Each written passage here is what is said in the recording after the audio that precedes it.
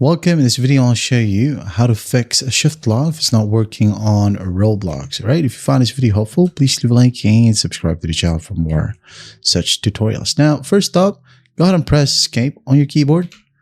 Now you'll be able to see the settings menu right here at the very top. So just go ahead and click on it and find shift lock. All right.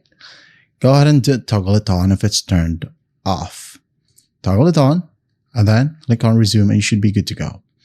Now, if that won't work, go ahead and go back, toggle back off, toggle back on. Now, at the bottom of it, we have camera mode and movement mode. So, movement mode should be set to keyboard and mouse or keyboard plus mouse. All right, this one. So, once that's done, go ahead and click on resume and you should be good to go.